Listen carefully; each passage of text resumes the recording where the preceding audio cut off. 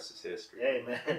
It's been, what, a long time. A long time. Yeah. 2, 3, 4, long time. Yeah, a long time. Man, why'd you, so you moved, you wanted, like, for opportunity and stuff? How old were you when you moved? Shit, was 20, so 28. Oh, jeez. Yeah. You, like, grew up and everything in Brazil. Yeah. I I was grew up there, born, born in the adult. south. I was Yeah. born in Porto Alegre in the south of Brazil. And I moved over the whole country. Like my mom, we went to the northeast. I ended up going back to the south. I live in different places for training, for everything, right? So yeah, I've been a nomad for a little bit until I moved to here, though. Yeah. And when I moved here, I was okay. I'm settled. That's where I'm gonna stay. Roots, yeah. Yeah. You what was that like? Like that time being an adult, like moving around in Brazil and trying to figure out like the next kind of steps. What was that like? Just It was a wild life, but it was Yeah. awesome. Though. I think I was so happy then. Sometimes that I go back in my mind and remember all this stuff. I got a good memory though, and also the way that, and you gotta hear me a lot talking about God, because a big part of my life it was when I found Jesus, and he's been an awesome journey too. The funny thing is, when I started Jiu-Jitsu, it was 1997.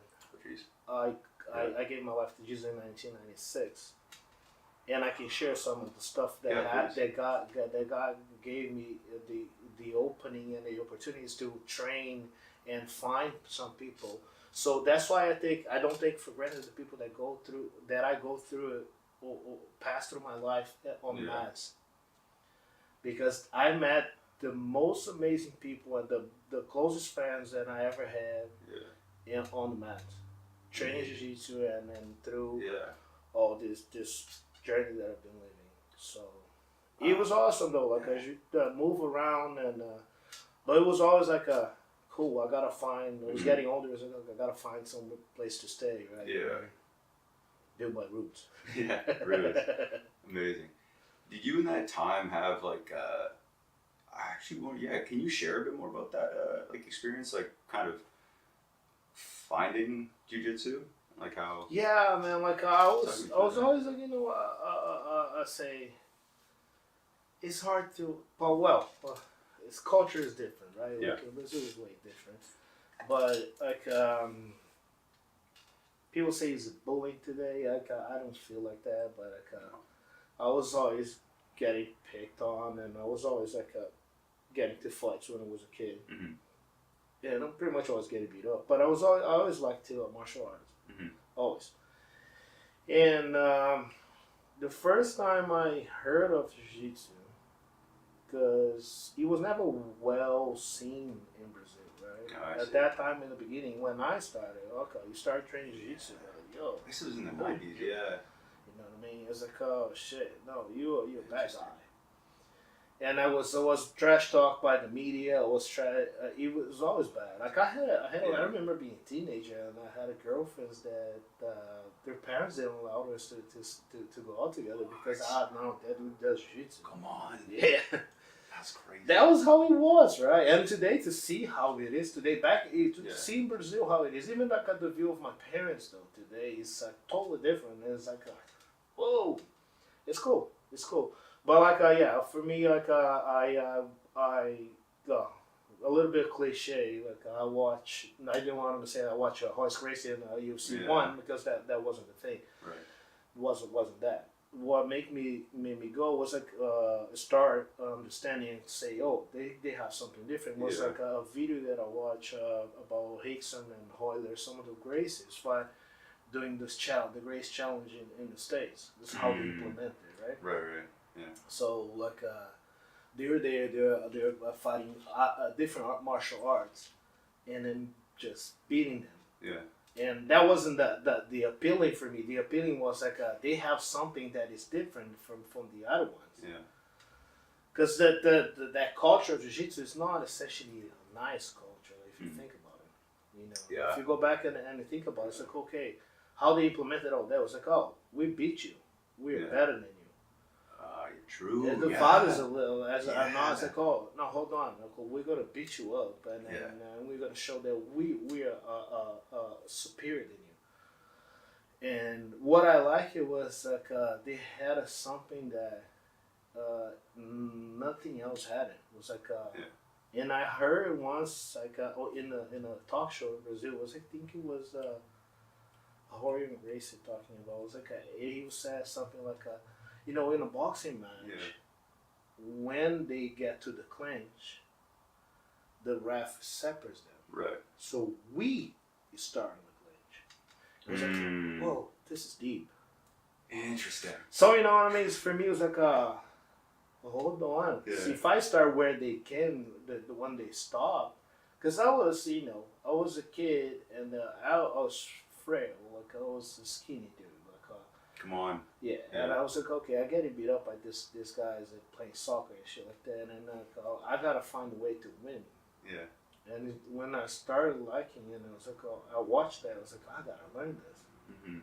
And when I started, and I started training in a friend's gym first, and then we used to train like once a week when we had money to pay. Yeah. And then like a couple of my friends, we used to train in my garage at home. I was like, fuck it, that's what we're gonna start. Sorry, I don't even cry. Oh, go for it. Your episode. And then you know what I mean, like I do curse a lot. That's like, I try not to. I'm gonna try not to. And you know, we start training like that, and and that from there it was it's pretty much love. Like I never left it, I never stopped it. I had injuries that took me out a little bit. Mm-hmm. But I was actually talking to one of my students, Alex, and Alex, I told him, bro, like when I had a surgery on my knee, I couldn't train like a couple weeks after. Yeah. But I was sitting at the gym making notes, looking. I didn't want to stay behind. I want to see, okay, what are you guys doing now? Okay, and I had my little notebook, and I would write it down, everything. Oh, no kidding. Yeah. So it was always like going to school for me, and I was never good at school. Yeah. And Jiu-Jitsu was always different. It was always something that I love to do, and I still, to this day, I'm always studying. I'm always trying to learn, and I'm always improving. And that's how I'm so I don't want to say so addicted to it, but so passionate. Yeah, that's a good way to put it too. Oh man, why do you think? Because I know I've had. Like, just the impact on jiu-jitsu, like jiu-jitsu's had on my life in general, between my friends, the hobbies I've gotten because of the people in the gym and the community, and then me choosing where to train simply based off the way you teach, and somebody being similar to that is crazy to me. So why do you think it has such a positive impact on people's lives? I think though it's because like the self-development that you find, right? Yeah. And like I said, it's not just physical; it's mental too. Right. And in a way that just not intelligence, because you have to think, you have to understand, and it's not just like figuring out a equation in your mind, but is having that ability to do that in a fast pace. Yeah. That you're doing that unconsciously. You're not essentially thinking. I see. Yeah. And always I say it's like stuff that I learned from all the masters that I learned in my life, like training. It was like if you think, you're behind. If you're behind, you lose. So you train your mind to actually not think in jiu-jitsu, right? You just react. So it's not essentially, that's what I mean. That's why it's so addictive, because you're not essentially thinking about, I'm gonna grab here now. Oh God, no. Because by the time you think, I'm gonna grab here, the guy his hands already on your back. Yeah. And it's like, oh no, you're already doing it. Yeah. You're not thinking, you're just doing it. You're just acting and reacting on the stuff. So that's what it helps in the sense that to build that intelligence, to just have that quick thinking, that essentially you're not thinking. But with that, it helps the self-confidence, right? Right. Yeah. And that helped me a lot in my life, a lot. Like just to, and also like if you have a good teacher, though, if you have a good professor in your life, and I had a bunch of them. No kidding. And like the guy who brought me from white belt to brown belt, Joe for years, don't know if I pronounce it well in English, but he's a great Sabaha guy. Yeah. Bianca Andrade, his wife, she's multiple times world champion and national champion in Brazil.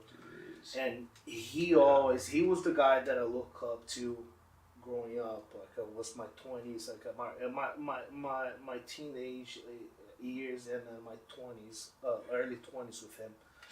And he always said, and it's funny thing though, what I'm going to say, it might sound weird, but in my mind, it worked in a way that, okay, I had a job interview. Yeah. And that time, the job interview was to go to work in the government in Brazil. And I was like, dude, I'm 20. I was like, it was 20 or 19. Yeah. I was like, dude, how am I going to do that? And then he told me one thing. He said, when you go in there, just look at everybody and then look at them and say, I can choke everybody out. It's like it's stupid in thinking that way because I'm not going to do that. No, but the confidence that gave me, hold on, man. Yeah. Who are you? You know what I mean? Yeah. It's like sometimes I look at it and I was joking to one of my training partners last week. I don't know. I'm getting old. I'm 43 now. So I go into the gym to fix my issues, my injuries, and my imbalances. Yeah. But I still go lift my weights, and I'm like some kids that right beside me at the gym, and they grab the same weights and they're doing curls that I'm doing bench press. Like, okay, dude. Mm-hmm. But in my mind, it's like, can you fight? It's not that. That's the mentality of the Jitsu that it helped me to build my self confidence to endure and not endure, but to go through life, right? Mm-hmm. Some positions that I put that I was like afraid. That I use that as a tool, not essentially that I was there aggressive or aggressive mindset. It's like, oh no, I'm better than you. No, but like, hold on, I have something that I don't have to need. I don't need to be afraid of. You know, I can. I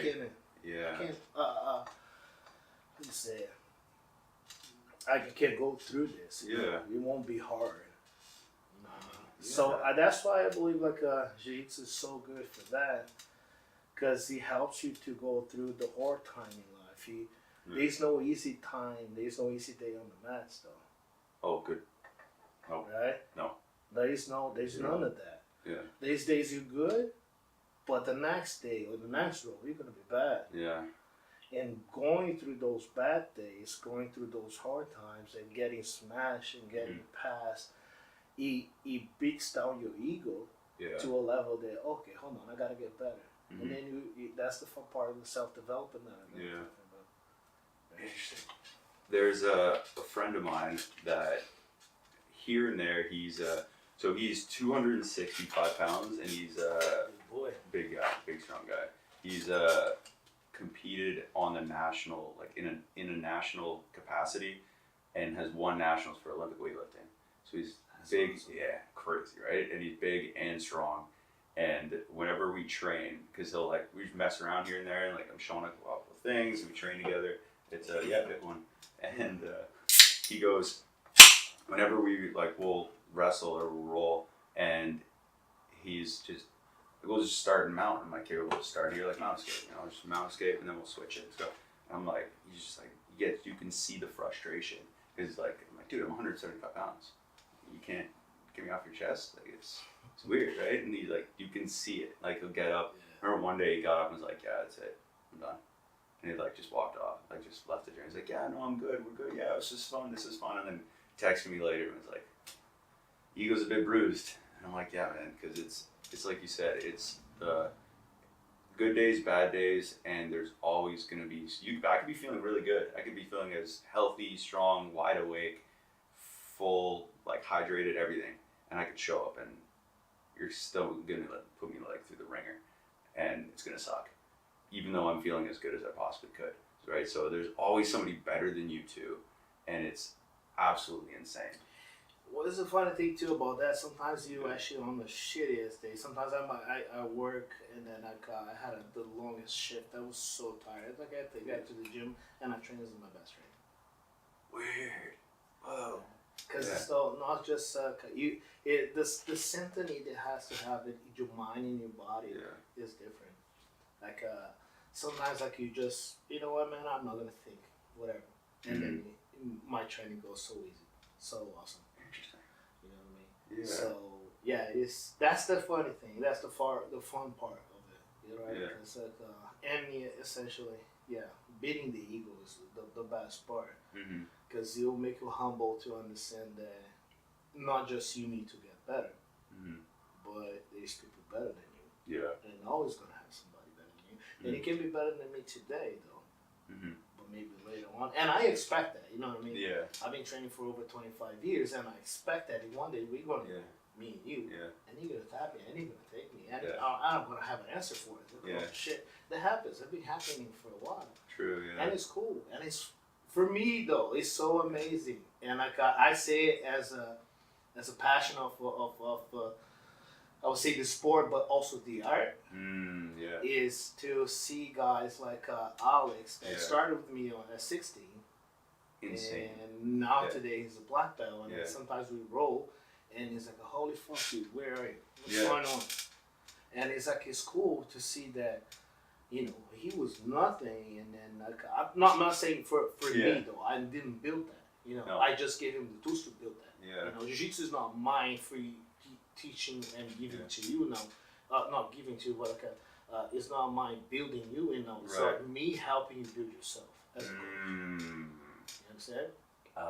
Because it's your own path. Though. Yeah. It's not mine. Right. Like I can do stuff that you can't. Yeah. And you can do stuff that I can. Yeah. And it's always going to be like that. So like to see all that is amazing. It's out of this world though. Like it's, and it's also like I said. Look, I think that's the only. It's one of the things that I can relate that the opportunity that God gave me to, you know, help people with that kind of stuff. You know? The self development, like you know, go through life or we'll go through difficulties in life with and using jiu-jitsu as a tool for him. Right. How many people? I had so many people in with mental issues in my gym, especially in Canada. Yeah. In Brazil, you don't see that much, but he is emotional issues, like a mental health issues, and then to see them go through it and actually, you know, come out of the other end better than when they came in. Yeah. So that's cool. And you, looking back, because to me it feels like, you can correct me if I'm wrong about this, it feels to me like your purpose is that. Like, do you feel like that's your purpose in jiu-jitsu, is the, like, kind of the avenue you've been given to help everybody grow? I think so, man. Cheers. Because sometimes it's like today now is I'm on this limbo now. I don't know, you know. I'm still trying to figure out like what's going on now. Because you know, you train in my gym like before COVID though, and COVID happened and everything went to shit. Brutal time, yeah. So like we had to close the school. So many students that I lost contact to so many people though that is it's heartbreaking sometimes, you know. And people that I care about, you know, like you've been through my mat, so you understand what I'm saying. Is that everybody that stepped there, it has a little piece of room. It has a little room in my heart. Yeah. You know what I mean? I care about you. I care about everybody that went there. Because I think it's a sharing process. It's not. I never got into teaching for money. Right. Like I used to fight MMA, and that's what actually allowed me to stay here in Canada. Got me the job, the opportunity to teach, and never made tons of money there, and I'm not don't really care about that now. But like teaching jiu-jitsu was nothing. I do that for a living. That's if it wasn't, I wouldn't work. But I do. I always had a full-time job, and I taught at the same time. Yeah. Even back in Brazil, though. So now I don't know. Like I don't know because I don't have essentially a school. Like we training. I'll say we because I still have a few of my students that are still close to me. Yeah. And I try to keep them close. And I end up partnering up with one of my friends here in Ottawa, Damien. actually not Damon. Damon is teaching on a different place, but like some of his guys, like Steve, Brock, some of the guys, and then we kind of got together on mid-COVID and started training on a warehouse. Mm-hmm. And from there, we just moved places. But I have like 3 gyms that I normally train. Yeah. We go. Well, my guys are with me, right? The main, not only say the main, but the few that stay, they're still with me. Yeah. And I just make sure that they're getting like the proper I'm not gonna say the proper coaching, but I make sure I'm there for them. You know? Right. Yeah. Because my goal now as a coach is try to help just to fix the issues. Mm. And say it's a call. You're having a problem. Random example. Like you're having a problem with your half guard, your half butterfly. Okay, but I'm not learning this submission or learning you this sweep or somebody that are passing because they're doing this. It's like, hold on, let's go back, and then I sit down with you and then we work on it. And then I go, okay, I'll fix that, and then we go, and then I give you some tools, and then you can work on that, right? Mm-hmm. I don't know all of them, but I study all of them. Yeah. So I go after too, and then that's what is actually what helps with my jiu-jitsu so much. Right. Because, you know, it got me to the level that I am right now, and then I love it because it's like I can actually see stuff that maybe I can't do it, but I can't actually explain it. I can actually fix it. You know? Right. Interesting. You have you've had a bunch of students throughout the years. Do you have one that stands out to you in the sense of I don't want to say favorite, but because it has nothing to do with that. I think it's what I'm curious about is one that you've seen like the most unique growth from. I think is what I'm curious about. So many though, like a cool story of growth that they've had or something they've had to overcome like while they've been training. So many. Like I said, I never saw my school as a group, as always individuals. Right? Yeah. So there's so many. Alex is one of the main kids in my mind now because I brought him from white to black. Yeah, starting 16, crazy. Yeah, and guys like Bo. Yeah. Bo is in Jamaica. He's now. teaching in Jamaica. I see that. I'm like, yeah, that's insane. That's really cool. That's I'm really doing cool. so pumped. Actually, shout out to my man Bo in Jamaica. All the guys are ruthless MMA. Amazing. And you guys are blessed to have him there, man. Like Bo is he got this. We have the same mind, to learning and understanding. Actually, thank God, we got together and he understand and he was open minded to go that way. So see that development too. Bo, some other guys though, John, so all the guys are good. Thiago, they all different though. They all develop so different, right? And different paces too. One kid that was one of my first blue belts he in Canada was Justin, and we trained together back today.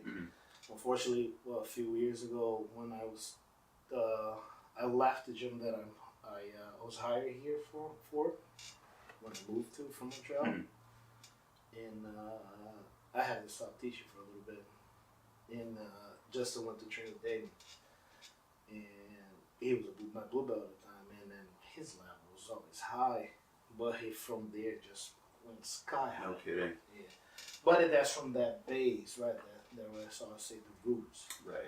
When you got good roots, it can grow so high. Interesting. And then he's amazing. Even when he was brown, he was a hard roll all the time. Jeez. Yeah. Just to understand, how to develop himself. And like I said, it's not me to teach.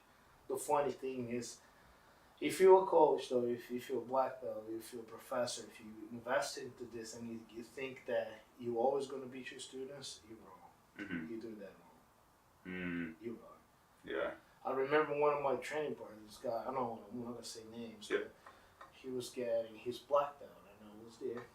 And one of the guys that used to coach him or whatever, he was the same. He's like, yeah, I used to roll with him. and it was always easy. And now we roll, it's a little different. I was like, in my mind, dude, shut up. It's a little different. Then he's going, you order, you order can train once a week or maybe twice a month. Yeah. And this dude is like a brown belt and training every day. And then what you say? Like, he's gonna kick your ass easy though. Yeah. Like, why I need to think that I need to be better than my students all the time? Hell no. My goal is to make them better than me. Yeah. Anyway, it'll take a while. It'll take a while for me to get there. Hey man, it takes the time that it was gonna take. Right. Yeah. There's we talk about each person being on their own journey with it. They come into different stages in their life. I think more so when they need it, more than when they want it or they're interested. Because you can see people kind of dip their toes in jiu-jitsu as it goes and training and that lifestyle. You mentioned though, with each individual person having their own, coming with their own roots and figuring out what path they want to take in the development of their skill and who they are personally. What is your philosophy when you approach grading students? I'm always curious. Always been curious to ask this. What do you mean though? When it comes to grading students, like between promoting to, like, how do you promote students? As like, they go, is individual like that? Yeah, it's as they go. I never liked it. I came from a school that we never had a grading at the end of the year, the middle of the year, to have everybody together. Yeah. It was like, Oh, it was not like that. It was not like that. And like I thought that it hard for me because I remember till this day all my belts. Yeah. And I remember my blue belt. And I can't even say the same words that my professor said at the same time because we got there after one tournament, and I had won, and it was funny though. My coach was always amazing. Like, and then we were soldiers of him, right? It was that time that we die, we fight for you, we die for you. It's our gym, it's our club. So I remember I signed up to this tournament. I was like, okay, I go in, and then he was the organizer. He was organizing the tournament, and it was a state tournament. And then he comes to me, calls me. I was like, I go there. I said, I got a mission for you. I was like, whoa, mission. He signed me up 2 weight classes over. I was a featherweight. He signed me up for middleweight. I was like, okay. Okay, let's go. Because he wanted me to fight. It's funny though. Yeah. That was a long time ago, but I still remember. He wanted me to fight this guy they grew up together, but he didn't want to train with him. Then went to train with someone else. It's back in the day, jiu-jitsu, right? It's like, oh, you creonchi. It's like, today that doesn't exist. But anyway, he goes there. Like, I end up going, just wiping up the whole tournament and won. And we got Monday at the gym, and I'm there, and he's talking, man, like, this guy came here from a different state. I was in a different state, and then he came from this gym, blah blah blah. And I was like, who the hell is talking about? He's guy came here, he wasn't good. Yeah. Now he is awesome. I was like, who is that? Because I was good. Yeah. In my mind. Like, and then he walk away. It was the first time I should have seen that. But he walked away. I remember his gym had a bunch of belts, like just random belts for people who forget their belts, or people that come to train and grab a belt there. And then he had like all the collars because somebody to come from out of town, come visit. I don't have my gi. I got a gi, got a belt, come on. Nice. So he just grabbed a blue belt like that and then walked towards me and put it on my waist. It was like, oh shit. It was just the most amazing feeling in my life. That you don't know that I get.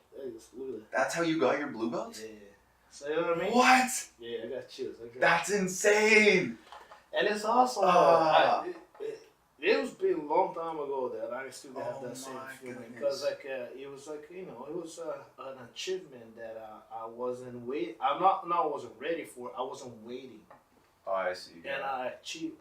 I got on that level. and I was like, oh, I was so honored for it, and it wasn't something that I paid $50, and then we have this shitty seminar with the same coach that we train all the time, and it was like by the end everybody gets their blue belt. Yeah. Nah, I don't like it. My opinion though. Yeah. My for sure. My humble opinion. Yeah. You know what I mean? So I rather I just when I have to give it, I'll go there and I give it to them, and it's like, are you? Because it's different though. Like we can train together for years, and you can get to your blue belt in 6 months, and I can get will take 3 years. Yeah. Interesting. Yeah, I found it's very dependent on the person, the age, if they compete or if they're recreational and stuff. That's just what I've noticed as a person, like just who's competing and they're participating, stuff like that. So it's interesting to see how other people do it, and then to see how people grow. And some are quicker, some take longer, and then it's all just the personal journey of it. And it's insane. Yeah, like it's so much fun. Yeah, competing is a good part of it, but like I said, if you have a school and you just look at that as a way to promote people, you don't. Okay, you don't. Yeah. It's not gonna happen. If you're using competition to help to people to grow and actually develop, then it's more. I see. Yeah. Because competition is not for everyone. Right. And you have people that will never compete. And what are you gonna do? Let them to be white belts forever? Yeah. No. And I had the worst roles of my life with people who never compete in Brazil, and people that I've seen beat up by multiple times world champions. They never compete on their lives though, and they just destroy like people highlight. I'm not gonna say names because I got some of the names. Sure. You guys might know. And I seen it. I was like, oh, who the hell is that guy? I was like, oh, that's Joe. Yeah, so and so. Yeah. It's Bob Dole. Bob Dole's right there. It's like, oh, nobody knows. It trains forever, and the guy's amazing. Amazing. And I've seen it because he trains for himself. It's not for the fire to compete is really personal, right? But I believe competition is a good tool to actually get you to go back into the self-development, to help you to overcome difficulties, overcome the fears, the anxiety, all that stuff that you have when you go to a competition. Yeah, right? Which we all go through. We all go through. Yeah. And that's how life goes, right? Everything. Life is like that, though. Yeah. You get nervous for everything. You asked me to come here. I was like, no way. But everything in a different level. Yeah. But it is, and if you don't have experience, and that's the only way to experience, to go through situations, is having experience, right? Yeah. But if you don't experience, then you're never gonna have experience to actually go through it, and then have enough knowledge to. I know, I've been through that. When you talk about competing and stuff like that, how do you approach it, like personally? Myself? Yeah, like how you approach it. You do kind of like a camp to it, and then we'll go kind of like competition day as well. What do you mean competition day? Like the day of competing. Okay, cool. Yeah. So how I approach that, like now I can tell I took a little time off, but I'm an active competitor. I'm masters. I don't compete as much as I would love to. Master 2? Master 3. Oh. Yeah, after 4. Yeah. Yeah. Amazing. I'm not gonna say I'm never gonna stop. My body's gonna tell me that I have a plan, but my body's probably gonna tell me before. But I don't know. I don't want to say. I don't want to think too much. Yeah. But I know it's gonna end one day. But I'm in love with competition. Always been since white belt, since I started. So. With all these years, learning from people that competed, learning training, and then training camp is always a thing that, for jiu-jitsu, it's hard to have like a program that you can actually time it.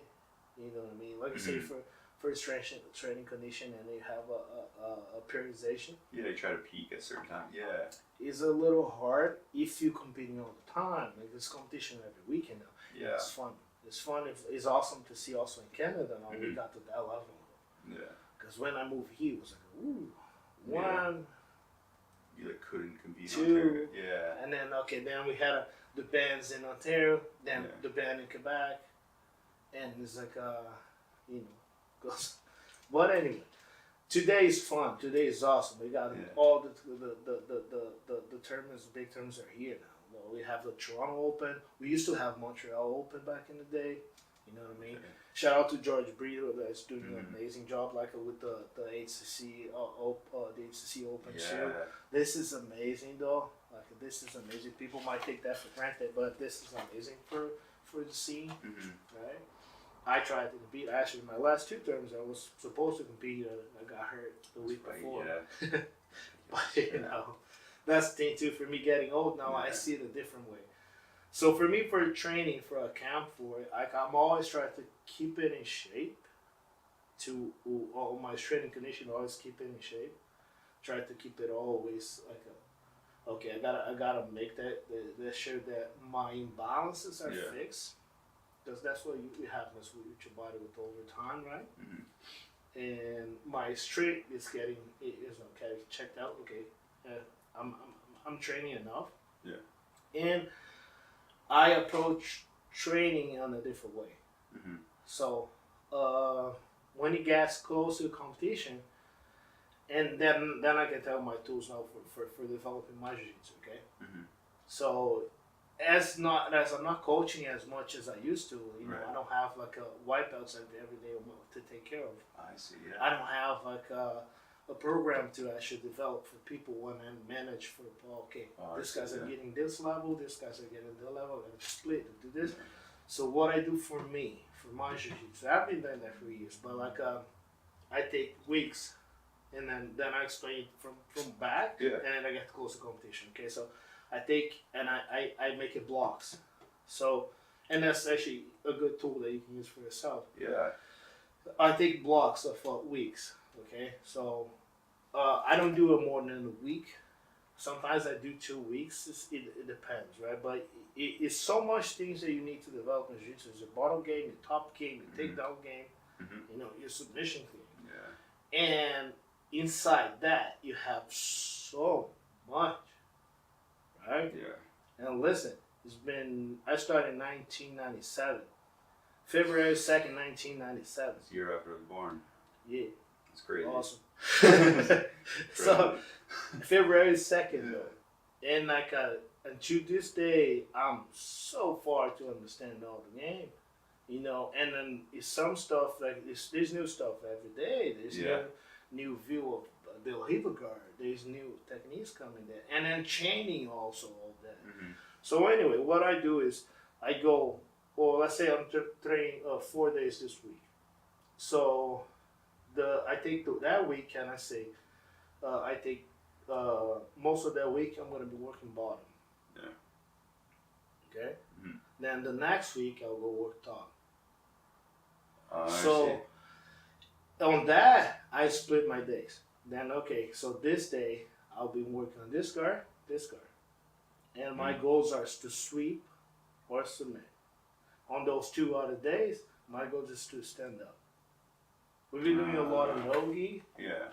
So I kind of change. I kind of separate those like that, and then you go more specific after, right? What are you working on? You know, and funny thing is, and it's awesome thing too, with time now to be getting old, I'm losing flexibility, I'm losing mobility at some stage. So I gotta change the game. Yeah. There's stuff that I can't do it anymore. Oh, rubber guard, forget about it, man. I can't do that shit anymore. My hips are not too tight. I can't bring my leg over. I'm heavier. Yeah. So I gotta adapt all that and then change the game. I gotta learn different stuff and then learn, not just learn, but learn in depth. Learn to the point that I'm gonna master that. I'm gonna tell my game. But you know, I've been working a lot of good stuff. Yeah.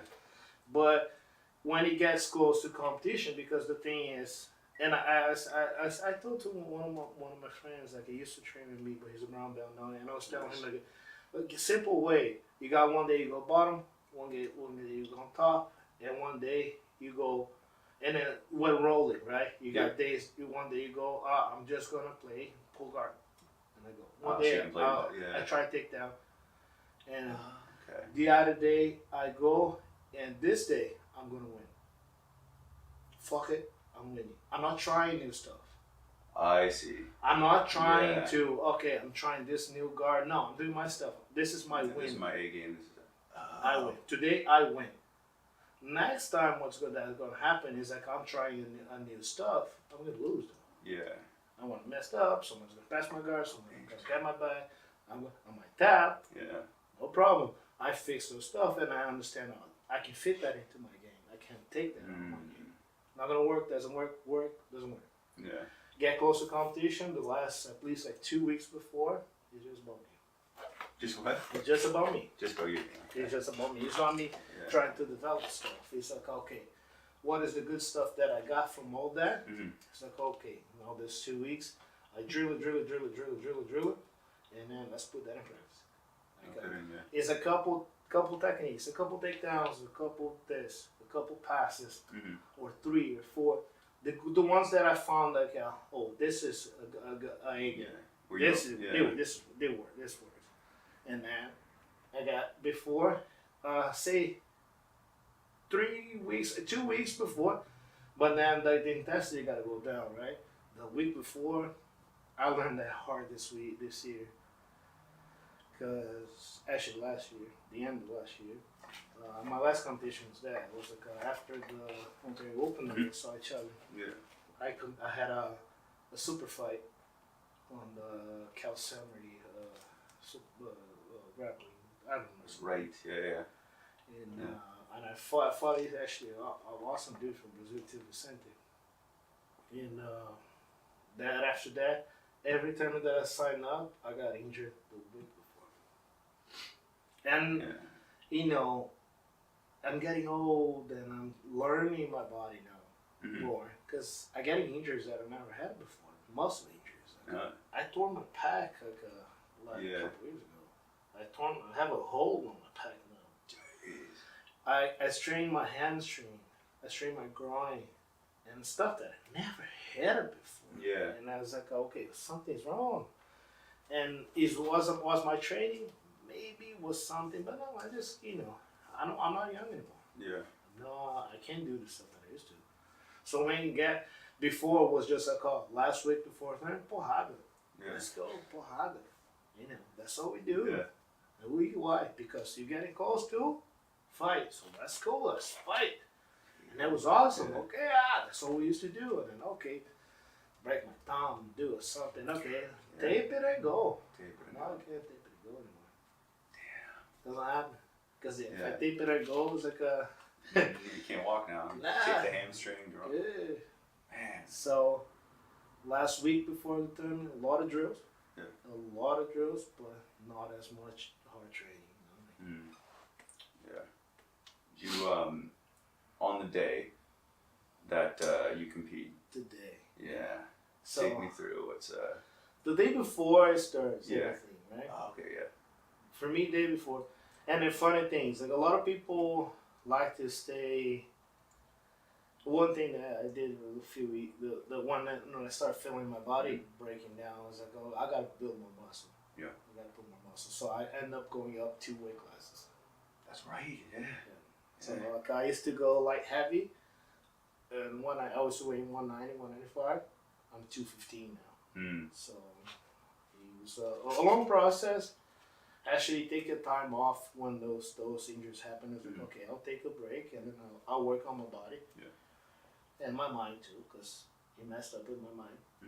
So I figure it out, but then I guess the day before, I allow myself to be on a weight class that I don't need to cut weight. I hate cutting weight for jiu-jitsu because jiu-jitsu is the same day weight. Unless you do A to C because it's the day before. But even though I don't like it, because I like the night before eat a lot. and I fill up on carbs. Yeah. I fill up on carbs, so I can actually have tons of energy on the competition day. Because I don't like to eat the competition day. I don't like to eat too much. What I normally do is actually I eat a lot of fruits, a little bit complex carbs. If I don't eat carbs, I'll drink carbs because it's easy to digest. It's easy to get into your bloodstream. So you feed up to your body easier. Because the problem is the digestion, right? You don't want to have your digestion going too much because you're going to need that energy. You don't want that energy to get wasted there. That makes sense. And some people with the nerves, they get sick.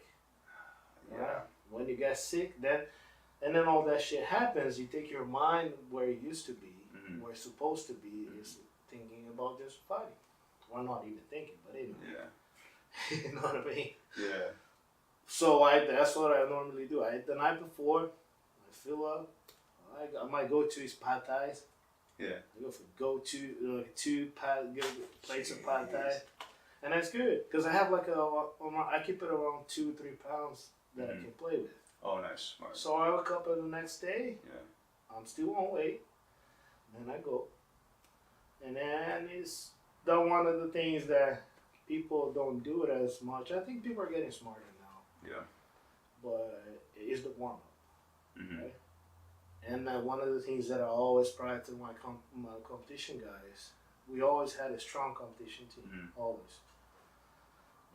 And it was always this: you gotta warm up before you compete. Before your first fight, you have to be well warmed up. Mm-hmm. Why? Because how do you train during the week? How do you train the whole month? Yeah. The whole year. You get to the gym, basic stuff like a goal, today is a little different, and we can talk about that culture now. It's like being stupid, but how people do it is you come in, you run, then you do front rolls, stuff like that. Educational stuff for you to your body, how to fall, how to this, how to that, and then and then you do some stretching. You do some people do a little bit of push-ups, abs, and shit like that. Yeah. Right? That's how I'm going back in the day. But there's all that, and then you pretty warm, sweaty, tired, and then you stop a little. You do techniques, and then after that, you go roll. I see. Yeah. So rolling is always in the end. Yeah. When you did a lot of hard warm up, you chill out for a little bit, and then you roll. You do that for over and over and over and over and over and over. And on a competition that you don't want to do none of that, you just want to roll right away. Yeah. How's your body's gonna act? Yeah, it seems so obvious, right? But not many people, and I'm guilty of doing that in the past too. I'm guilty of doing that too. And it's like, okay, no, I just gonna go. I'm good. Yeah, and then as soon as you touch someone, you feel your form turn into rocks. Yeah. It's like, oh God, it's like, my hand doesn't open. What's going on? It's like, hey, your body wasn't ready though. You didn't tell them, hey man, we're gonna roll hard. Like your nervous system's not ready. And I learned a lot with those years training and coaching and then preparing myself. COVID was a good thing for me because I was able to study a lot on physiology a little bit more. I went to school in masotherapy in Brazil, so I had already understanding about the physiology of the body, the lymphatic system, the circulation system. Then on COVID, I did a yoga breathing coaching. Right, yes. And that opened my mind so much. Really, yeah. The stuff that we never understand is the breathing system that you have. Like how does your oxygen get to your blood? Yeah. And from your blood to your muscles, and actually from the air that you breathe in to your lungs to you don't understand all that. So when you go from and then how act on your nervous system, right? Because you got two nervous systems. You got the central nervous system got two parts. That's sympathetic, parasympathetic. The fight or flight, and the rest is digest. Right? So that what plays with you in your body. Right? Through the day, you go changing all the time. Right, depends on what. Oh yeah. But then you can use that as a tool too, actually, on the competition too, right? Yeah. So. Oh man. I have so much stuff that I learned from that, and then that's such an amazing tool that I've been using now for myself and for some of the guys that I work with. What was something that you learned that stood out over everything else, or something that was like, oh, that's really fascinating. I didn't know that, or what do you mean on something that something that stood out from that, like of all those things you learned with the breathing. I can say a bunch of, but like you can. I didn't know one thing, right? What stood out for me that people think that CO2 is bad. Huh? People think that CO2 is Interesting. bad. CO2 is not bad. And for breathing, CO2 is more important than oxygen. Boom. Mind blowing. Right? Come on. The thing is, though, like you don't understand, right? But on your cells to have to, if you measure your blood with the blood oximeter, measure your blood oxygen levels. Now you probably be around 95, 98. So that oxygen is already there, right? Right. So one tool that I learned how to use it is build that CO2 tolerance in your body, that you can have more CO2, because the molecule of CO2 is going to replace on your cell, we're going to replace that oxygen, and that oxygen would be released from your cell to go to whatever it needs to be, right? That's why you got two circulation systems, and that's what then everything started clicking after, because like, okay, I learned that you use the massage to take that blood, the blood that comes from your muscles back to your lungs, back to your heart, to go through your lungs to get more oxygen, to get back to your muscles to recover. And then that blood that's coming out of your muscles, they're full with all the toxins, lactic acid, all the other toxins. So what is that? Is that actually, I actually learned, and it was mind blowing for me. It was like, oh, that's how it works. It's like, okay, so that CO2 being high would change on the oxygen, so release that oxygen so it can actually go and then it switch it, right? Taking that CO2. Because when you, funny thing, right? That's also one of the questions of the course that I did. It's like, okay, when you breathe, what you inhale? I think oxygen. Oxygen. But what you exhale? CO2? CO2. What? Yeah. But it's CO2. Yeah. Oxygen, O2. Yeah. Where does the carbon come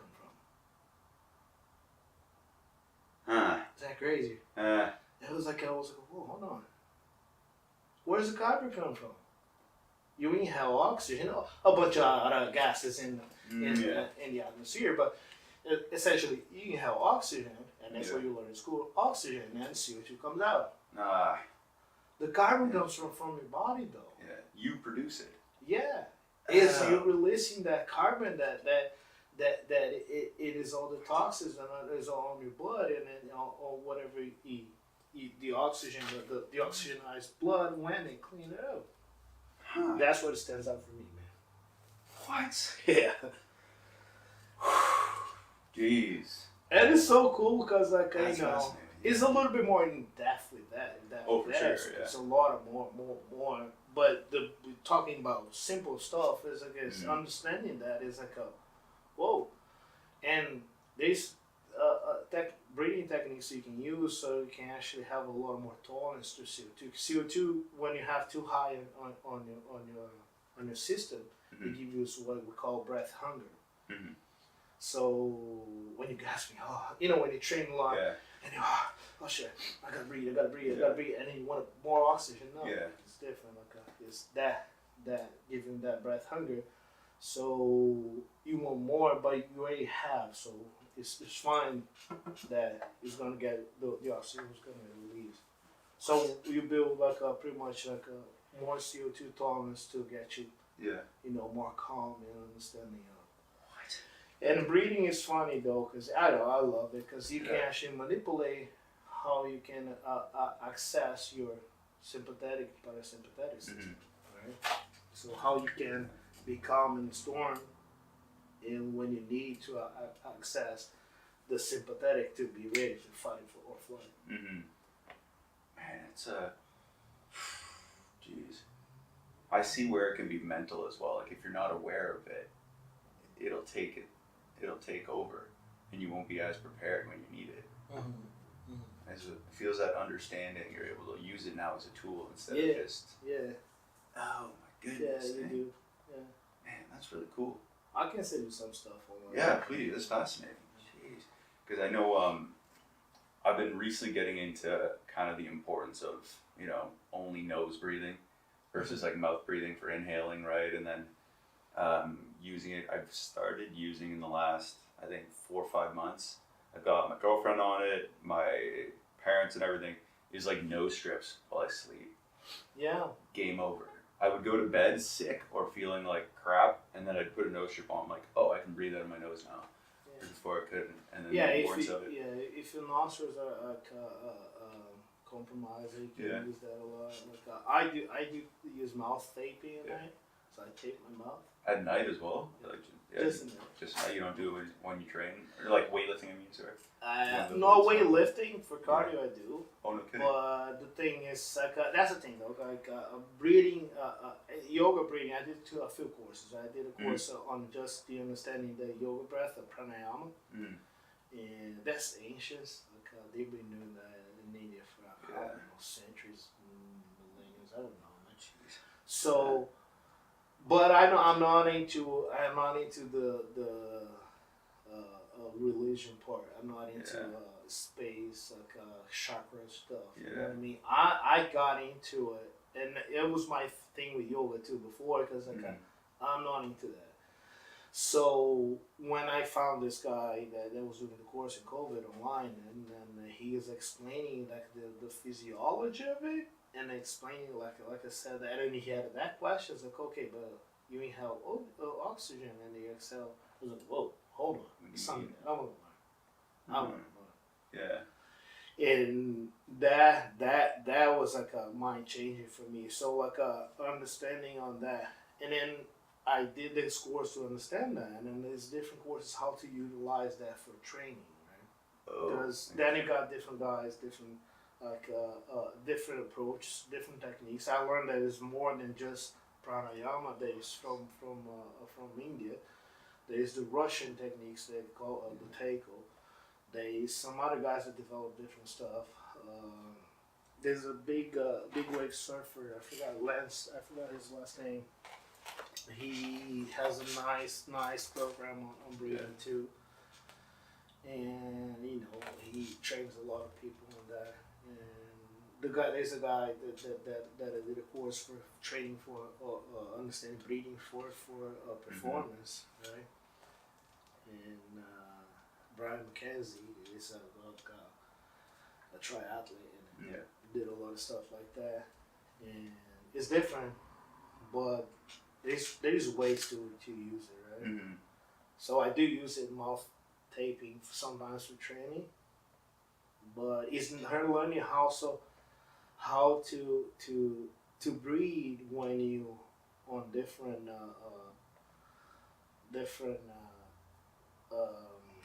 levels of demanding, right? Because not true.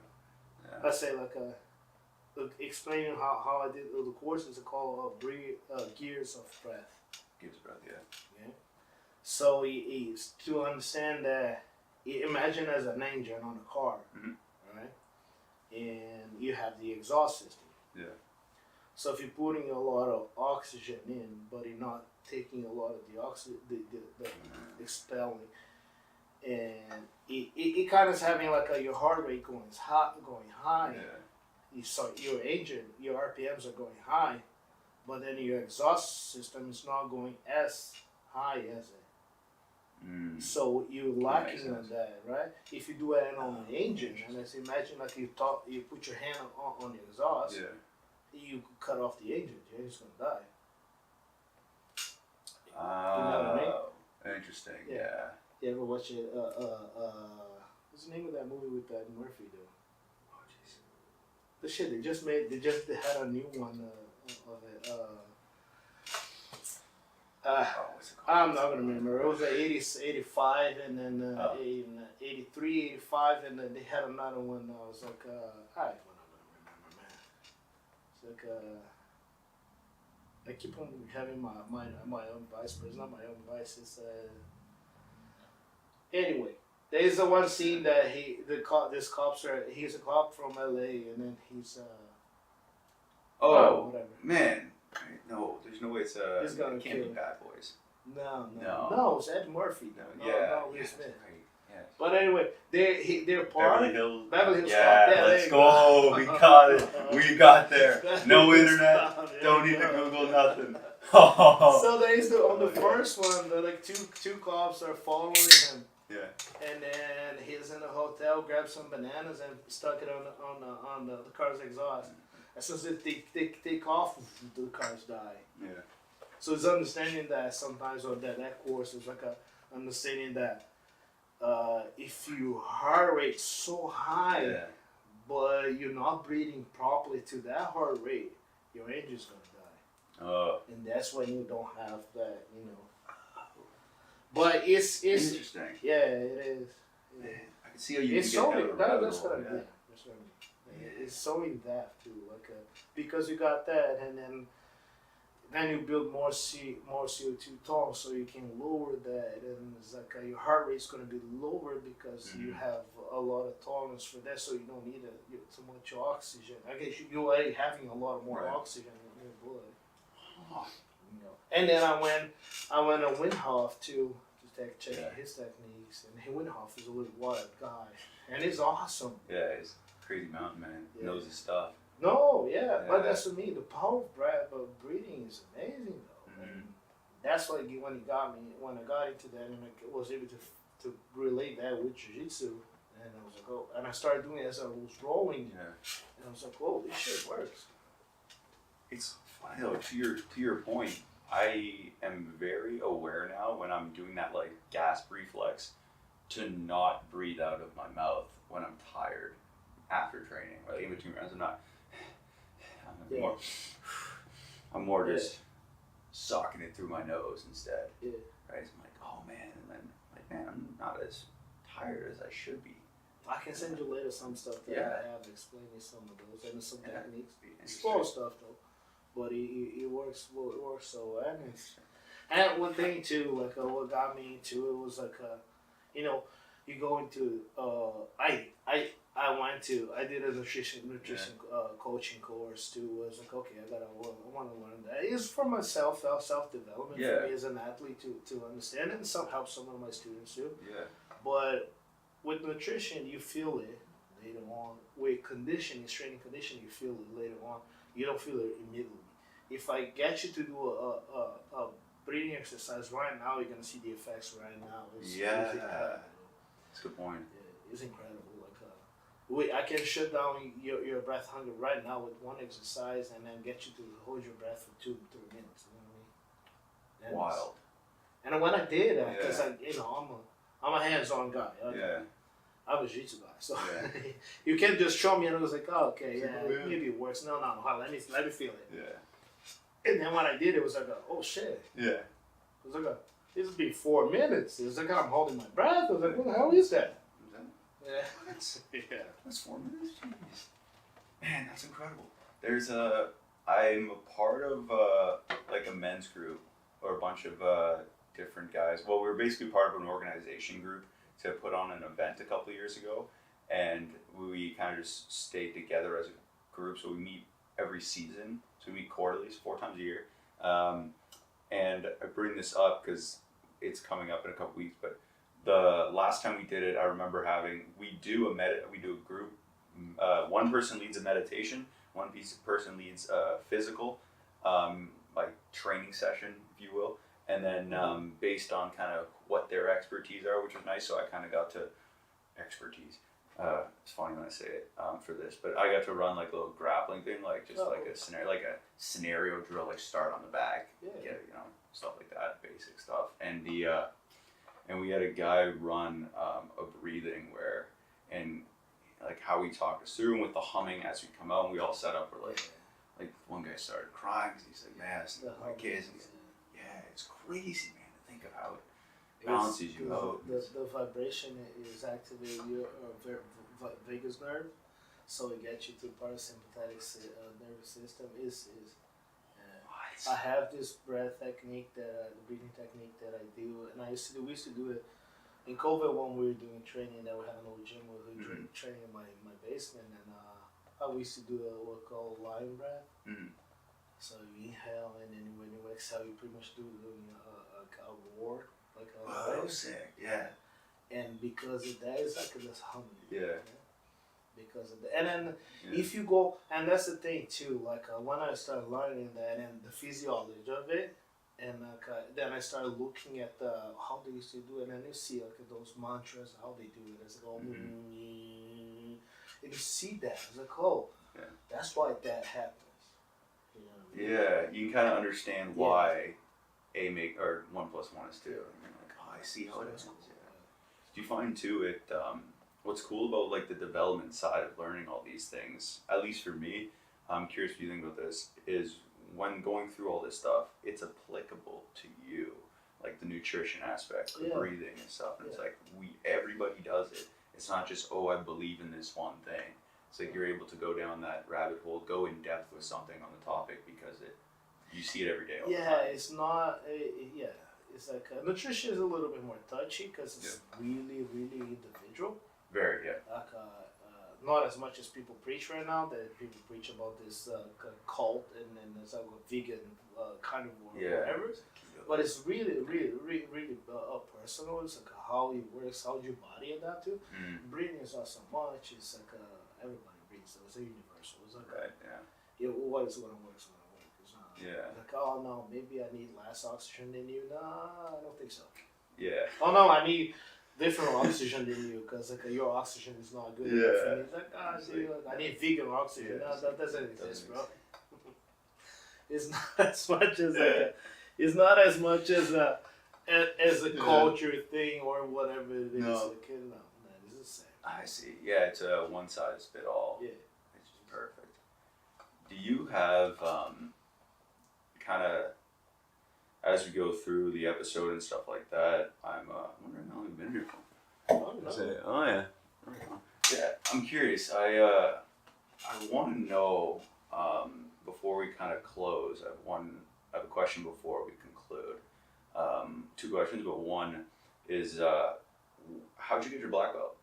How did I get my black belt? Yeah, because the blue belt story was insane. Okay, so blue belt was like that. Yeah. Purple belt. I don't want to brag. I hate to say it that, but like I was from white to black to this day. I still compete, but like I remember being young. When I was young, it was like a competition every weekend. Like let's go. Nice. It's like everything that we love to. So from blue to purple was 6 months. It was super fast. It was 6 months. But I competed every weekend and I never lost. So it was like I think that the level, but from white to blue, it was 3.5 years. Yeah. So it's a long. Much longer. And it was like I moved cities and then I moved gyms and at that time you had to gain the respect to a different coach later. I see, it was a lot of the culture was different. Today we're more open to somebody come from a different gym, train a little bit. Yeah. People cross train a lot. This guy trains here, trains there, trains there, trains there. Which is awesome. It's awesome too. A certain level, it's awesome. Like I do still believe in the respect and the love you gotta have for your professor. Yeah. You know what I mean? Yeah, there's a loyalty. Loyalty in the sense of feeling though. True. Yeah. You know what I mean? Yeah. I don't want you nothing. You don't owe me nothing. Yeah. Right? Especially if you pay member of my gym. Right. You don't owe me shit. Right. Yeah. You paid for that service. I gave you the service. Yeah. But remember one thing. Yeah. Nobody, and especially from back in the day, nobody learned jiu-jitsu from going to a university and learning from a book. Right. Right? We learned from training, experience stuff, learning from different people. So what you're learning is stuff that's inside me. Yeah. You learn me my personal experience.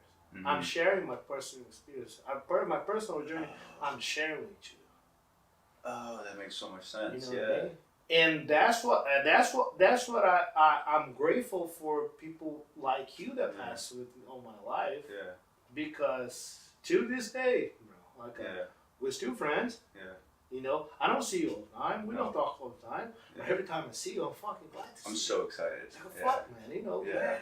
Yeah. I'll go out of my way. I'm like, oh man. I will talk to you, and I have friends in Jitsu like that. It's always going to be Incredible. like that. Yeah. Why? Because there is that mutual respect on the fact that you were my student one day. Mm-hmm. You know what I mean? And I was your professor one day. Yeah. That never going away. That's the kind of loyalty that I talk about. That's what his loyalty is to me. Yeah. You know what I mean? Yeah. Because life goes on, man. Like you're gonna move. Yeah. People. You have to. People stop training. Yeah. Like I do. Like I have before. Crazy people, man. People have but you know, people have life. I get it people though. have kids. Like I have one of my blue belts. You probably remember Felipe. Yeah. He's a cop now. Yeah. He had 5 kids. How he's gonna gonna come and train? How he's gonna train?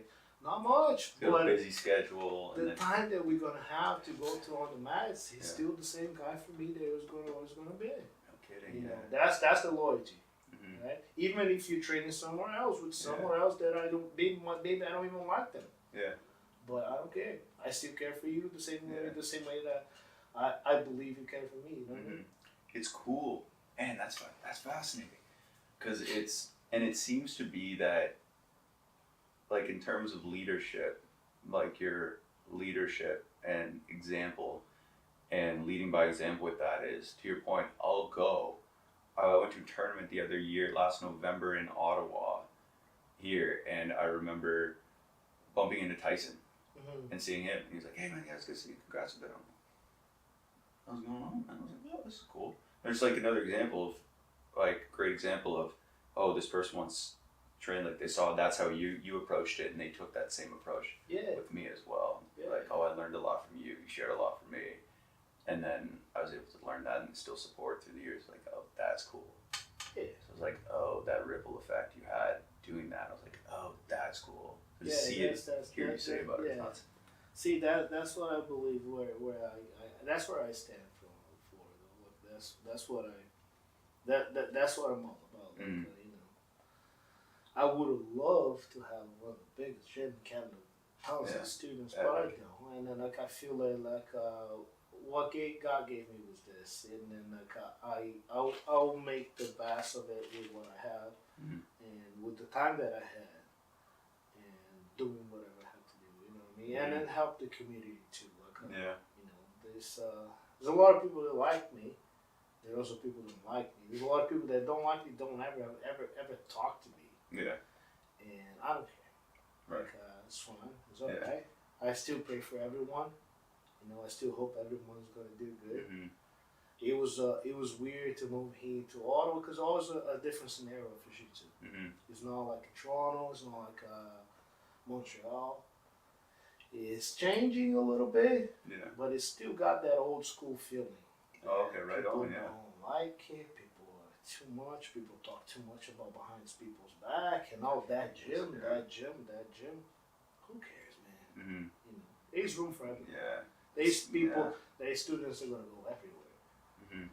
And especially living on the way that we live now. That's what I said. Like people don't really care about representing a club, a team. Like they're just like, oh, affiliation.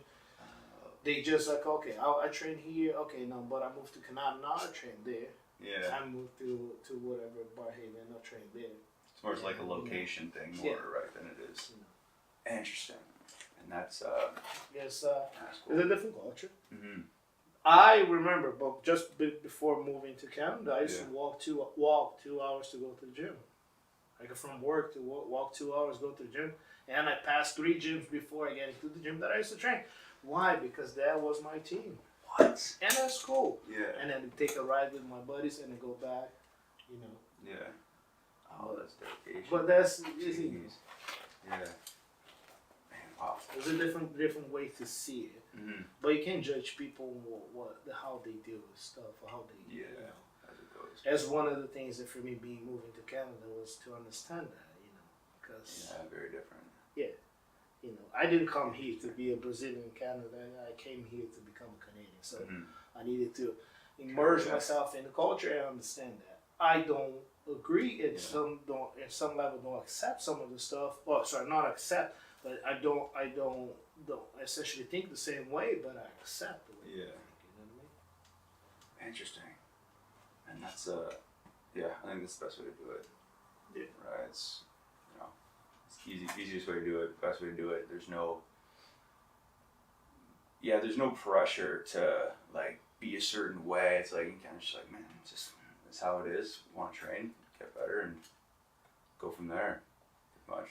Yeah, I used to bother me some of the stuff here in Canada, especially with the jiu-jitsu scene, especially in Ottawa.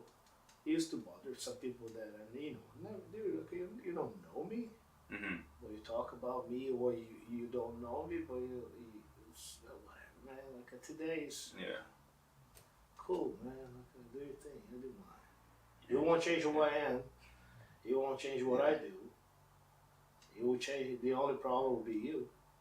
Yeah. Thinking of your stuff, not me. Yeah. You know what I mean. And also, look, I don't live from jiu-jitsu anymore. And true. Yeah. I got a job. I have to work. Yeah. So it's I do for a different reason. That's what I feel is different. I do it for a different reason. And it's awesome to see the way he's growing. It's awesome to see. I'm always happy though. And it's funny though. If you go to a tournament and you see me, you watch me, and if I'm competing or not, but I'm always like I put my headphones on. Get into the zone, but I gonna do a couple loops around the whole tournament. Just walking around, looking at people, seeing how it is. Yeah. See, the levels change. Everybody's coach. Everybody's happy. Everybody's cool. And I see some people that I've seen like 2010, 2009 when I moved here. My first tournament in Canada was in 2010. It was cool. It was the HCC trials in Toronto, and the same weekend the Abu Dhabi Pro. They used to call Abu Dhabi Pro at the time. And I see those guys until this day, and it's cool to see them. It's good to see that they're still there. Some of them are not, but it's cool to see they're still there. You know what I mean? And then remember, hey man, what's up? Yeah. Man, I look forward to when I go to tournaments and look. I'm like, I hope I see which one do I see, who do I see. I'm like, oh, I know what's up. Yeah. It's a good feeling too, though. Especially when you go through that, not essentially what you fight someone, you compete against someone, you get that bond. Yeah. With some good people, some guys some people just don't care. Yeah, they're just assholes. Yeah. But some that good people that you see, and every time I see them, it's like, hey, bro, how you doing? Yeah. I was training. You competing still. Rooting for them, hoping they don't get injured. Yeah, you want the best for them, but just not on that day. Yeah, no, 100%. And it's not like I'm for to be a professional at it. Like most of the people are for to be professionals at it. It's a good sport, but it's mostly amateur. Like today, there's people making money, but it's the amount of people that make money is like this. Very small, yeah. So it's not like you have to have animosity with anybody or True, yeah. Why? Community's small enough to, it's growing, which is awesome, right? But at the same time, it's small enough where it's like you said, you're gonna see the same people at most tournaments as they grow, and it's just maybe they have a different belt or another stripe, right? As it goes. Oh, that's fascinating. No, I appreciate that approach. There's kind of to conclude. Do you have it was like a final, say, words or a message or something you want to share to kind of round out everything we talked about today, or like a message you want people to remember, or something very important you want to stress that people take away, or that was kind of the concluding. Yeah, you can take a second to think about it though. No, that's alright. You know what I mean? Like, we talk about a lot of stuff. It's always awesome conversation though. made me think and remember good memories too. It was cool. Yeah, sharp. Yeah, you know what I mean.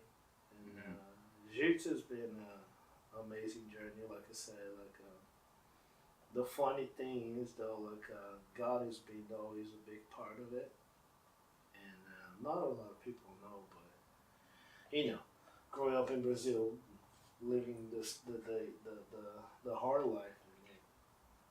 Like that's not a thing that I would actually want to talk about. I don't need to talk about that, but the funny thing is, like, I'm glad to everything that happened in my life, and everything happened for a reason, right? So it's not for nothing that I'm sitting here with you.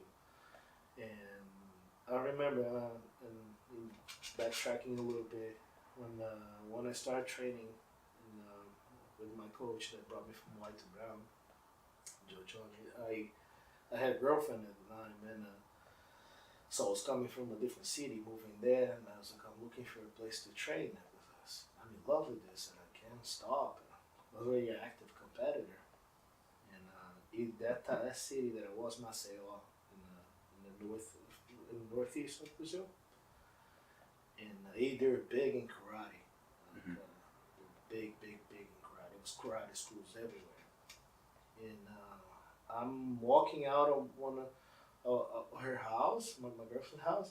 I'm walking out, going walk home, and I'm crossing the street, and I'm praying. I said, Lord, I want to go back. I want to train, but I want to train in a good place. I want to train in a place that I'll have what I need to get better, and I don't want to just be a number or just that guy, like whatever. I don't want to be the guy, but I just want to be in a place that I'll be appreciated, and then I'll be able to help people too. I crossed the street. In front of me crossed a kid walking with gi pants, a belt, a t-shirt, a white belt crossing on his chest like that, tied up to a gi on the side. And I'm looking, it's like another karate kid. And he's walking, and I was like, that's not a karate kid, he's a little thicker. So I gotta follow this kid. Imagine like I did on the streets in Brazil, and I'm going after him, and we turn right, we turn left, we turn around, and I'm far, just looking, I don't want to be suspicious, because kid's gonna run, thinking I'm gonna rob him, and then he turns right, and then I let him go further down, and I see him getting to most of the houses there, they got walls surrounding them, right? Yeah. So he goes into this big door, garage door. I'm gonna look and say, so I'm gonna walk, and I pass through it, and I look inside, saw mats. And what caught my eye was on the wall, it had the logo, the gym logo, painted, and then right beside it had the IBJJF logo on it. It was like, whoa, this is a jiu-jitsu gym. Yeah. And that moment, 5 seconds ago, I had to just pray for it. Yeah. I just asked God to give me a place to be, and that happened. And I went there, and I trained there for white to brown belt, and it was the most amazing time of my life. And I went back to Brazil in June, past June, to see my mom and my family. I was planning to go to Maceió, because my mom lives in the Northeast. I was planning to go to Maceió to go see them, to see my old coach. Wasn't able to. The next time I will. But just to remember all that and the stuff that we've been through, what we went through there, it was, And Jiu-Jitsu is not an easy sport, though. But it's not an easy sport. No. Like, a lot of people quit. You know that. You've seen it. I have friends that probably did it. Oh, yeah. And the thing is, like, if you stick with it, you got a lot of good stuff with it. You got a lot of stuff from it. You learn a lot. You learn a lot, not essentially about the sport or the art, but about yourself. About yourself, you learn a lot. Yeah. Like I said, the self-development that you can achieve with that, I think every kid today would need it. Yeah, and more than ever. Yeah. especially the times that we're living right now, and everything is sensitized a lot, and Yeah. I believe like every kid should be going to the jiu-jitsu gym Yeah. to learn how to deal with their inner demons. I like to say. Good way to put it. Yeah. Because we have a lot, and I do have a lot, and all those fears, all this stuff and that's what I mean. Like that's how I'm grateful that Jesus got me there, because I probably wouldn't be who I am if he wouldn't be there. And it's awesome to see too how my family, like, not just because they didn't like it when I started training, right? I trained for 3 years without my mom even know that I was training. Yeah. She was, yeah. That's insane. Yeah, she was. It's such a long. Yeah, but anyway, so like, today they not just accept that, but like, they're proud of that too. Oh, that's cool. Yeah. That's amazing. Yeah. It's cool that it come full circle. Oh. There's I'm very, very grateful that happened, because then I was able to find it, and I was able to find jiu-jitsu and learn, and then through that meet people and have the confidence to start doing like projects like this, or having like being able to do things that not everybody would want to do or feel secure, confident enough to do. And so for that, I've said it a few times and I keep saying it, but I'm very, very grateful. Very, very grateful for that day. Grateful for doing the show today, and Hey man, thank you for giving me the opportunity to talk a little bit, and and I've been watching stuff since we started that, and it's awesome. Like, and it's also too like the fact that you go broad on everything. It's a lot of stuff. It's not essentially about jiu-jitsu, but about life, right? Like, I think and that's what I say. Like, for the guys, like, you mentioned Tyson, right? That's one of the things that I told him. Like, Tyson lost all along with me, and that's what I say. Like, don't forget one thing. This jiu-jitsu is not just for the mats; it's for life too. Take it to, go wherever you want to get build that same mindset everywhere. And understanding that the life is a little bit more than just the mats and then doing that, but it's few tools that you can use it to improve yourself and improve the relationship with people. Right? Incredible. Where could people find you, reach out, connect, and where could they? I'll put links to your stuff down below and stuff in the description of these, and also when you mentioned you're competing next Ontario Open in October. Yeah, probably. Like, I'm still debating a little bit. Still gotta feel like my body is doing. There's always something. Everybody asks me, "Oh, you good, man?" Everything, nothing hurts as I could do. Everything hurts since I was 16. Like, I always have pain with me. What are you talking about? First thing I said to you. How's the body feeling? Hey, man, it's like, it's alright. It's not a lot hurting, but I have pain on my body since I was 16. I don't know what life is without pain is, and I'm fine with that. Yeah. But now I'm dealing with a little bit of elbow epicondylitis. It's that's from work too. It's not just training. But probably I'll be back on I can't wait. It's like I having the itch again and the good feeling again to compete. And if also the economy allows me to it, because everything is so expensive now. It's like started, I don't. That's a different topic for a different podcast. You know what I mean? Because you don't want to hear my opinion. I don't even feel I don't even know if I'm allowed to say that. If I don't go to jail and say all the stuff that I say. I don't know, man. Maybe not in Canada either. We don't have that. I don't know anymore. But anyway, like, hopefully I'll be back there. Like, I have to put my head in place to understand, nothing to do with the competition instead, but just I'm getting old, and it's like, can I still do it? because competition takes a lot from you. Yeah. And it's not just about, oh, I want to compete. Because if I would be like that, shit, let's go now. Hey, where is it? There's a competition today somewhere. Yeah. Let's go there. You know, but it's not. Mm-hmm. It's the whole preparation on all getting ready for it. Yeah. You know, and then it's fun because masters are getting to a level that is everybody's professional now too. Yeah. Crazy. So it's awesome. Because not just people are getting the attention, yeah.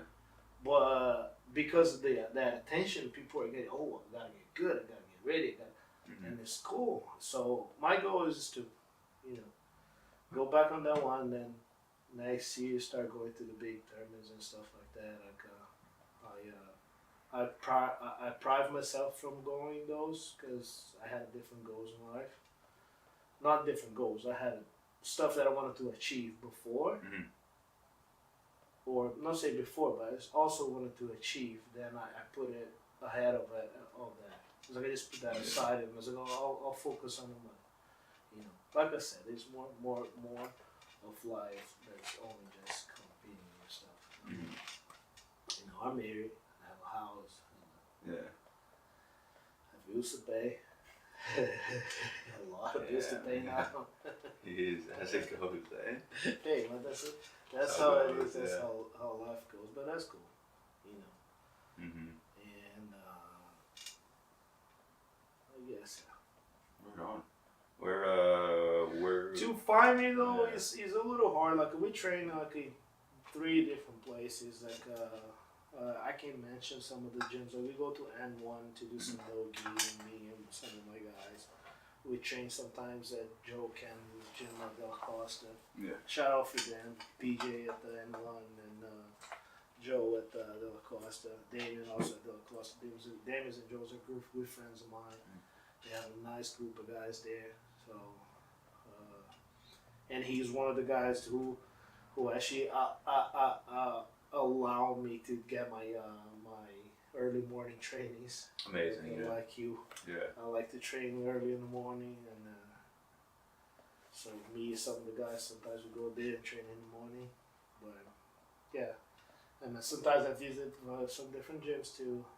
There's Sam in Elmer, just on the Quebec side, has a Elmer Jiu-Jitsu kickboxing. He's a long-time friend. I know him since 2010. Yeah.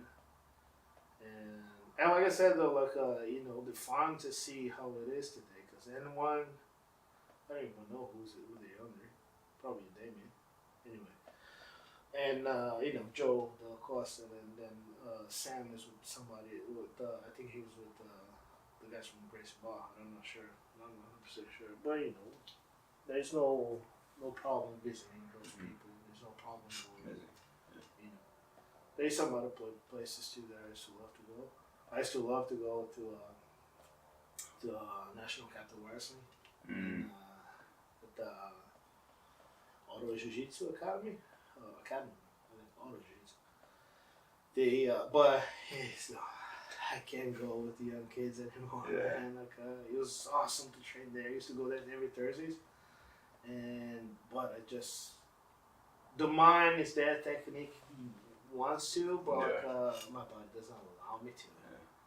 I would go home and take 2 muscle relaxers to go to sleep because everything would hurt. Yeah. Incredible.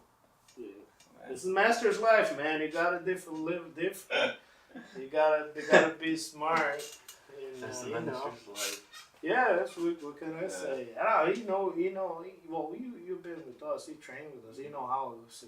I'm coming from a culture that's like a train hard work always pays off.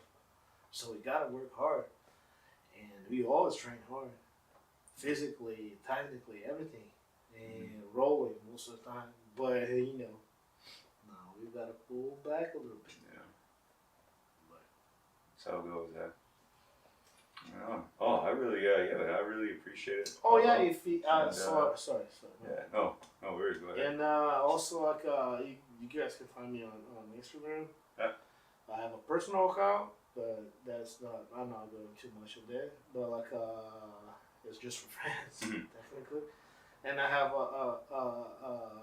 a breeding account, like a little breathwork account that we I use a little bit more. I'm not super active on it because all the I work a lot. I work like 10, 12 hours a day. But it's horsepower breathwork training. But I put some tips sometimes there, some videos, some training videos, some tips how to actually use breath work for Jiu-Jitsu, how to actually use some exercises anybody can do to get better. The goal was when I started that to get a website, get maybe an app to stuff like that. But that would take time. Yeah. And I'm not in a rush to do that kind of shit. I do a lot of one-on-one training with my people, with my guys that work with me. So, and I try to help as much as I can. Like guys like Bo, teaching Jamaica. Insane. Just try to get them to get better. I gotta do a better job. I know that, but stuff that I gotta work on too. Right on. Thank you very much. Hey man. I really appreciate it. Thank you. Awesome. Always a pleasure. Dude. Yeah, I'm glad we were able to sit down and chat. This is the reason is for episodes like this one, where I'm like uber excited. And when I first had the idea to do a podcast, and you definitely don't know this because I've never said this before, I wrote a list of 100 guests I wanted. Like, 4 years ago, I wrote this list. And you were in like the top 5 of people that I thought of. I was like, I can't wait. It wasn't like I need to do it right away. It was like, it'll happen naturally. And when I'm good enough to offer a platform, that's worth it. So I was like, I really, really appreciate it. Hey man, I appreciate to be on top of your list there. And I would do it day one. I don't care, man. Incredible. I would do it day one. You're one of the special guys that came on my list. You know what I mean? To have, with also like years training people and understanding, you can see, on how the mindset goes. You know what I mean? And what we said about like having that relationship. Yeah. I remember seeing in the tournament. I don't remember which one was. Maybe it was one in Ottawa. Maybe before. Ooh, maybe Yeah, and you were competing, and you were ready somebody, and I was like, okay, you need help. Yes, remember that? Yes, I'll be there with you. Yes. And I help coach. Yeah. We were the guys. Me and the guys were yelling right. there. I remember that. Yeah. And I remember seeing in your eyes, okay, I trust this guy. Yeah. You know what I mean? Yeah. So it doesn't change. It doesn't change whatever happens in life. Like the relationship won't change. And I love it. Appreciate it. Thank you very much. A few people we have in life with that. You can see that. You know what I mean? Yeah. And I appreciate those. Amazing. Yeah, thank you. That's it. That's the show. Awesome. That's a wrap. Awesome. Oh man. Awesome. Awesome. Thank you very much.